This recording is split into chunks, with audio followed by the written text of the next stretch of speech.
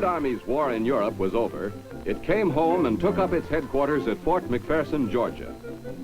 Many of its wartime veterans re-enlisted, staying with the new recruits, streaming in every day, learning the know-how of the newest inventions, the new military technology, training at different stations in Third Army's 7-state area. They learn how to operate new armored tanks, turn them in a space no wider than their own length. Signal Corps soldiers learn how to use the newest inventions and techniques, how to keep the lines of communication open, how to lay wire across a deep, swift stream in a few seconds. New weapons, new skills, improve the chances for national defense and prepare the recruits to step into positions in the country's peacetime pursuits. Airborne troops are conditioned to fit into the air age. Learn how to take a parachute jump in their stride, how to battle a wind-blown bucking parachute on the ground and overcome it. All toward the end, that in national emergency, troops using everything the new military technology affords them can form one solid, unbreachable front, keeping bright the wartime record for hard-driving, hard-hitting impact set by the loyalty and the fighting spirit of the famous Third Army. Let's look at the record. In Europe, the 3rd U.S. Army bore the code name of Lucky. Their luck was that they never depended on luck to win a battle. They knew the one way to bring a bitter war to a quick end was to destroy the enemy in the field.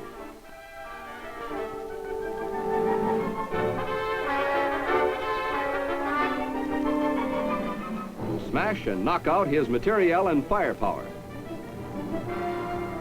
To wipe out, rout, or capture his manpower. To liberate the enemy-held towns and restore them to their loyal citizens. Third Army's 6 different corps were covered in the air by 9th Air Force's 19th Tactical Air Command. Men came from every state in the Union, wearing patches of those divisions, which at various times during the 281 fighting days in Europe, served under Third Army's command.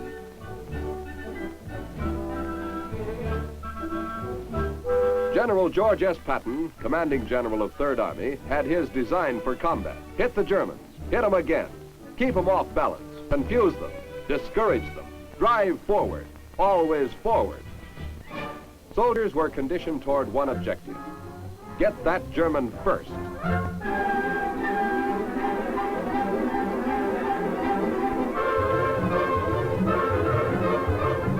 Surprise, skill, power. The triad for victory against a strong, well-trained enemy. While Third Army was landing secretly at Utah Beach, gathering its strength quietly, moving forward quietly, First Army contained Normandy, this side of the French town of Avranches. Security measures were so good that when the Third Army breakthrough came at Avranches, it came as a complete surprise to the Germans.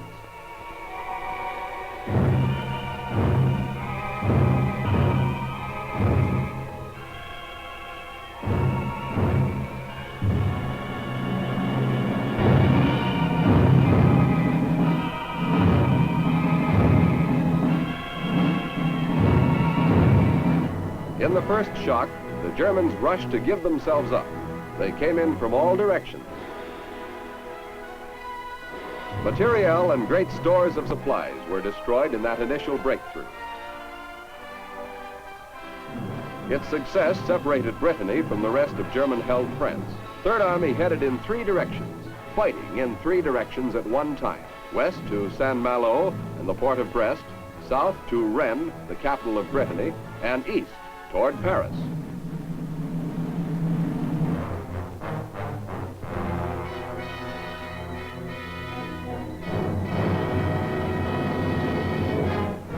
Captured German films show, however, that the German armies were anything but a pushover. They had trained, disciplined, seasoned troops. Frightened towns had been easy prey for the Germans. Now they fought hard to hold what had been so easy to take. but nothing stopped the onrushing Third Army. Third Army headed for the coast town of Saint-Malo, key point in the enemy defense line. They battered it with heavy guns, sent their riflemen into the town.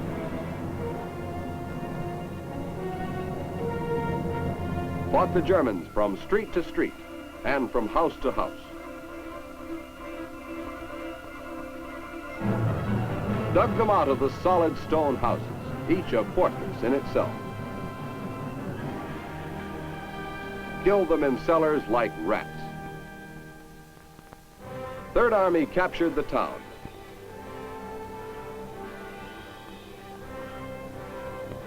One enemy stronghold still held out. The German clung to his fortress on its offshore island. Third Army pounded it, turned some of the Germans' own guns against it.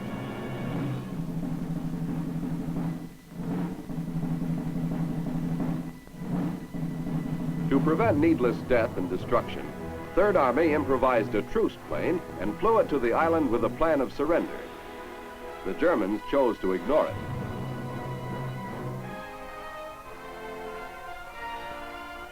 Third Army concentrated on a swift reduction of the fort. 19th Tactical Air Command blasted it from the air, swooped over the island, dropped its belly loads of eggs, sent this spectacular line of waterspouts into the air. Heavy artillery laid down fire that quickly reduced the fortress to helpless rubble.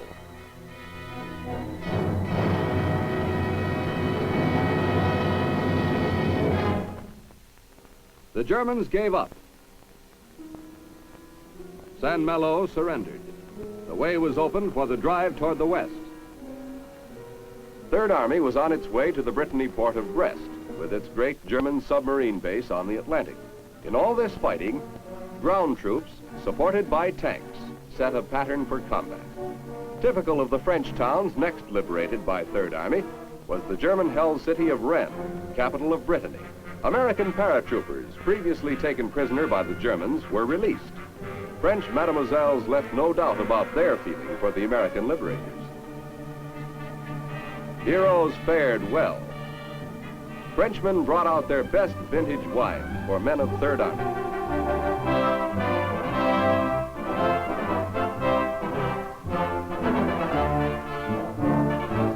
A French-American entente cordiale was reestablished. The mayor made a speech.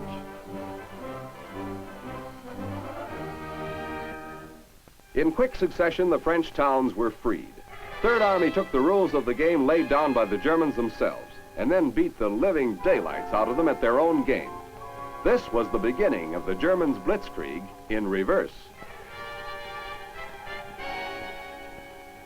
The Loire River, with its stronghold towns, was the next objective. Third Army now most definitely knew where it was going and hadn't the least doubt about getting there. They were on their way.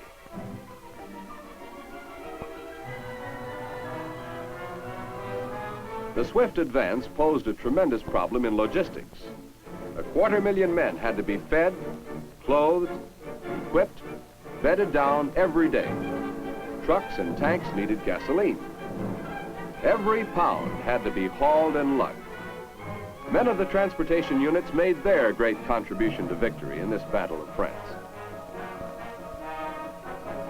In the west, Third Army stepped up the attack on Brest.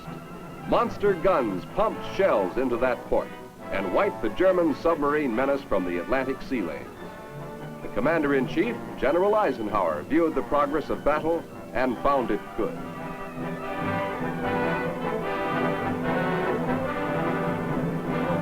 Brest surrendered.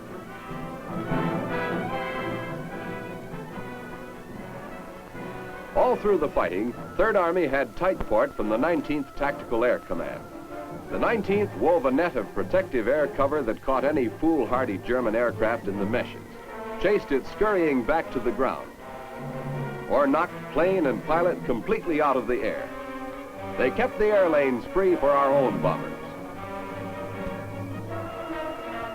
Expert skip bombing was developed that sent hits skimming along the ground into tunnels and caught the few precious supply trains the Germans still could operate strafed them, blew them up. Deep rivers brought out Third Army engineers. Pontons were lined up. Prefabricated Bailey Bridge sections were laid. Steel fairly walked across the water.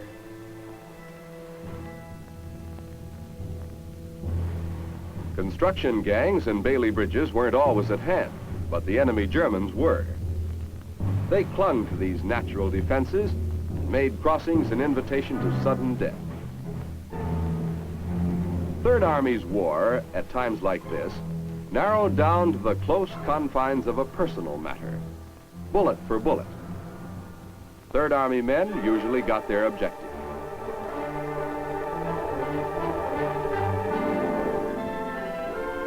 But not always without damage. Teamwork in the Third Army started from the ground up. Individual disaster became company concern. With the town of Troyes in their hands, Third Army came into the area of well-remembered names of World War I. Troyes, Rennes, Verdun, Nancy. Each name carried grim memories. Here they were, all again, and once again, all under fire. Reims, with its famous cathedral, bolstered and protected by sandbags. Once again, Reims became one of war's major targets.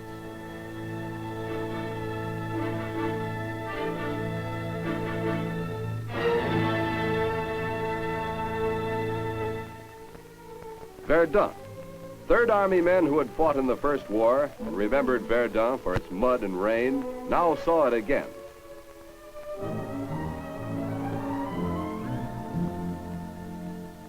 Third Army had another date waiting for it, the Fort Ring city of Metz. The Germans made it their showpiece. It was advertised as the impregnable, unbeatable stronghold of the master race. The town had never in modern history been taken by assault. Third Army now went out to do just that, direct penetration. They blasted the forts and battered the town in one of the bloodiest of actions. The forts were knocked out.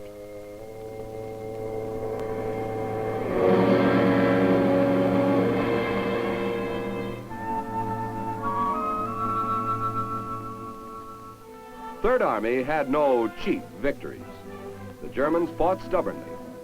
Metz brought more street-to-street combat, more house-to-house fighting. Third Army got them all, shot them out from their cover. Surrender of Metz opened the path for the great drive into Germany itself. This was the moment. The Siegfried Line was to be breached. The German sacred Rhine River was to be crossed. Then, on 16 December, plans went into eclipse. The bottom fell out. The enemy had one ace left in his military pack. He played it. The Germans quite literally threw everything they had into this last solid massed effort. They started their drive through the Ardennes, drove a deep salient into the Allied lines, widened it, blew it out to a bulge, engulfed Bastogne. They surrounded the town, but could not take it. Our troops there were isolated. Third Army was ordered to the rescue, to break the German iron ring encircling the town, to release the Americans trapped there. Relief of Bastogne became a battle cry. The Battle of the Bulge was on. Third Army started the greatest wheeling movement ever attempted in wartime logistics. An abrupt right-angle change in direction from a course already in operation by an entire army overnight. The bulk of 300,000 troops, with fighting gear and supplies, disengaged itself from contact with the enemy in the east, took a sharp turn north, plowed a path right through its own supply lines. This forced march had an atmosphere of unreality about it. Third Army had to contend with snow, sleet, mud, fog. Bitter winter weather was all on the side of the Germans. Tanks went out of control, skidded and slid. Sleet-covered roads brought their own war casualties in tanks and trucks.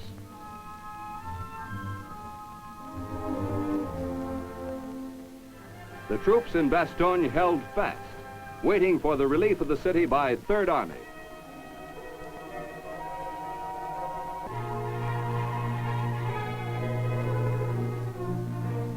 Signal Corps men fought their Battle of the Bulge, too, against ice, snow, and freezing cold, kept Third Army lifelines of command open. Third Army arrived with guns firing. Bastogne became a kind of valley forge for the Third Army, but a valley forge with an enemy pounding in from all sides. Everything Third Army had on the ground went into action. One thing more would tie it all up into a quick victory package, attack by air. But the weather held. There was lots of it, all bad. Air forces were immobilized. General Patton called the Third Army chaplain to him, asked that a prayer be offered, a soldier's prayer, fair weather for battle. The prayer was made. Almighty and most merciful Father, restrain these immoderate rains.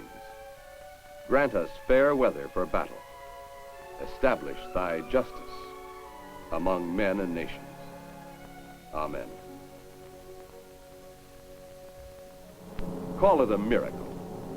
The day before Christmas came as a real gift. Perfect flying weather.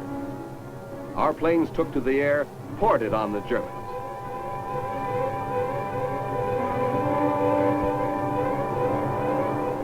More planes followed, and more. Isolated Bastogne was fed by airdrop. Medical supplies went in. Ground forces kept pouring it on the Germans below. Destroyed them in the snow. 2 days after Christmas, Third Army broke the German lines, curled back their flanks, made first contact with the men in Bastogne. The siege of Bastogne was lifted. The German Bulge finally deflated.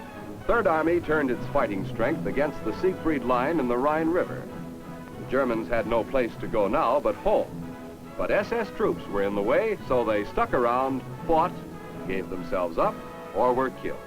Third Army tore its way through the dragon teeth of the Siegfried Line, came to the Rhine River and the German town of Frankfurt. Plans called for speed, but not recklessness. Our forces advanced cautiously. The trapped Germans were more dangerous than ever.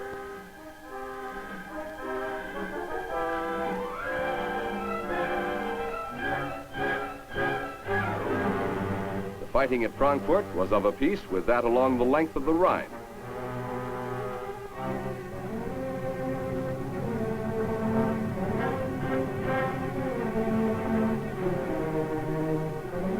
They could run away, but there was now no place to hide. The Germans had come to the payoff. Third Army riflemen took them as they came, cut them up, destroyed them in isolated pockets. Frankfurt went the way of all the German towns. Their world was at its end. The German towns of Darmstadt, Hanau, Wiesbaden followed Frankfurt. It seems incredible, but is a fact. Third Army, under General Patton, never lost a battle. The great drive was nearing its last objective, the complete and total defeat of the Germans. The campaign in France, the Moselle, capture of Metz and the Saar campaign, Bastogne, forcing the Rhine, the capture of Trier, Koblenz, the Palatinate, Frankfurt. The way finally was open to the total collapse of all German-held land.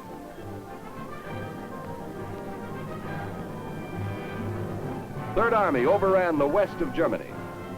They fanned out and swept south, crossed the Danube. German armies were shot to pieces. Their disorganized leaders were captured or destroyed. Troops surrendered by whole divisions and corps.